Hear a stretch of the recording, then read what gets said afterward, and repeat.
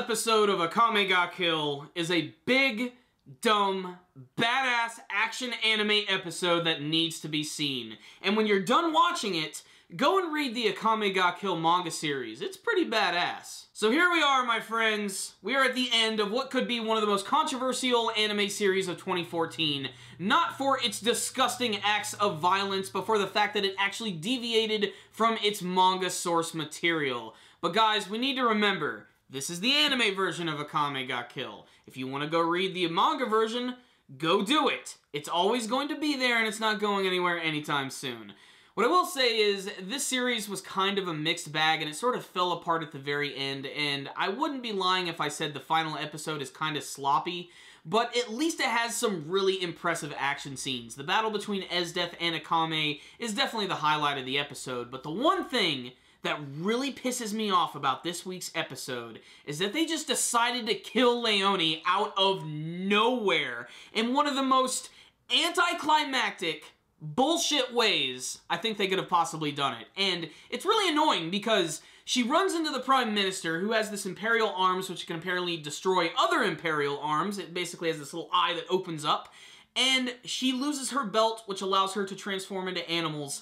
And then he suddenly just pulls out a gun and freaking shoots her like 10 times in the stomach.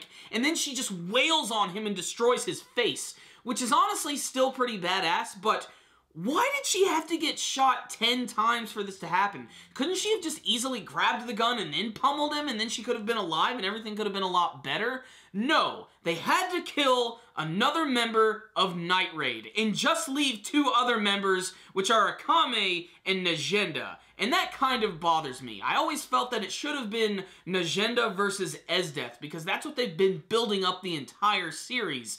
But Akame is the one who's going to take the reins on the final battle, and at least it does have some interesting elements to it, even though one of them kind of contradicts the main power of Akame's sword, which she already explained in the earlier episode that she's afraid to clean her sword because if she gets scratched, she'll end up killing herself because one scratch from her sword puts that weird curse seal all over your body and will instantly kill you. Well, she actually intentionally slices her hand, and these weird symbols go all over her body, and she powers up, and it actually does look pretty cool. I actually like the look of the red and black in her eyes, and the symbols which are actually within her eyes, and then she just goes crazy and starts wailing on Esdeath, and she actually gets the best of her for the most part. There's scenes where she's dodging all of her ice attacks, and even this one massive ice meteor, which, don't even know how she dodged it, but she did it, you know, anime logic. And she comes down on top of her with her sword, and she cuts Esdeath's arm. And Esdeath, being the badass that she is, decides to cut her own arm off, continuing to battle, and she seems almost more badass at this point. And I love the way they animate her attacks, like when she swings her sword, the air will actually freeze and turn into blades, and when she kicks the ground, these massive spiky ice pillars will explode from the earth trying to attack Akame. It's pretty slick stuff, and you're just waiting for that moment when Esdeath is going to freeze time, and eventually it finally does happen, and this is probably the most surprising and cool part of this battle, and the entire episode, I think, which is she thinks that Akame is right in front of her when she freezes time. But this is actually one of her after images because she's moving so fast. And finally, when Esdeath's ability finally disappears, Akame is right above her and finishes her off with one clean slash, ending Esdeath. However, she does get one final moment where she walks over to Tatsumi, embraces him, covers both of them in ice, and then they shatter and evaporate into the sunlit sky. It's pretty freaking awesome. And then the entire episode gets brought down by Leone getting killed, where not only does she get shot repeatedly, she goes up to a top of a building, tells Akame that she's going to go die, goes all the way to the bottom again, goes back to her old home, says hi to some people, then goes into an alley and dies like a literal stray cat. It's an allusion to the fact that she certainly had some cat-like qualities, but she didn't even have her Imperial arms, and she was shot so many times, and she managed to do all of that. It's just really hard to believe, and it would have been a lot better if they just didn't kill the character off.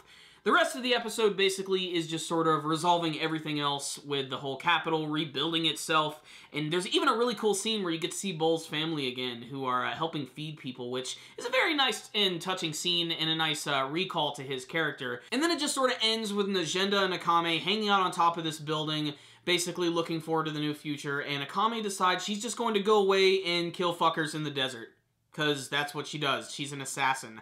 I'm not sure how I feel about the epilogue of this series where she's just walking through the desert and fighting people, because it's almost like she didn't learn anything from the entire series. Like, she's just continuing to go down this really extreme, dark assassination path, which to me comes across as a little too Berserk-like. Like, she's trying to be like the female version of Guts. At least that's the way it comes across to me. And I don't know, I just felt like they should have just ended with Akame leaving and not saying what she was going to do, because then that way we could have at least had it open up for interpretation and everybody could have sort of like had their own view of what the ending could be. But instead it's more definitive. She's just going around killing people. Simple as that.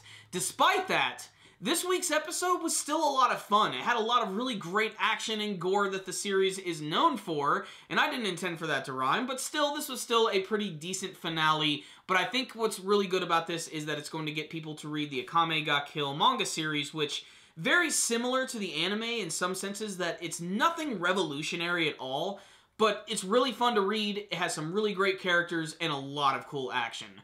So, what's the rundown on the final episode of Akame ga Kill? It was okay. It's a shame that the final episode had some action in it, which to me personally wasn't the best action of the series. I think that's mostly going to have to go to the scene where Mine and Shile were fighting against Seiryu for the first time, and when Mine just had her solo battle with Seiryu. I just thought all of the battles with her were really intense and just really freaking awesome.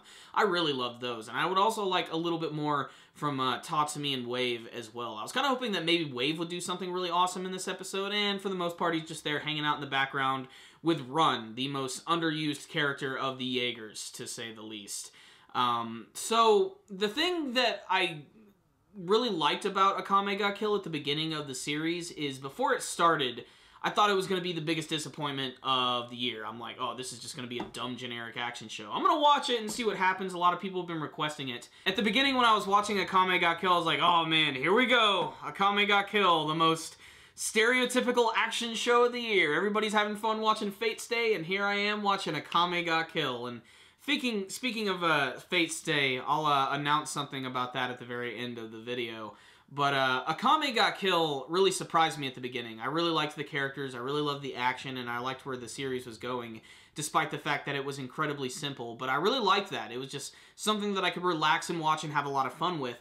And when they finally got to, I believe it was episode 19 or 20, just every comment on my review was, fun episode, but they are deviating from the manga at this point.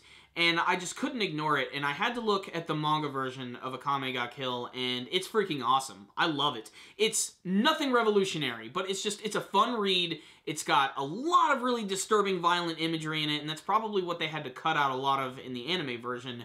But the thing that's wrong with the anime version is really just the ending of it, like the final couple of episodes. That's where things start to fall apart for the series, and it really gets kind of sloppy. And it's not the first anime series that has done something like this. Gaunt's, I'm looking at you.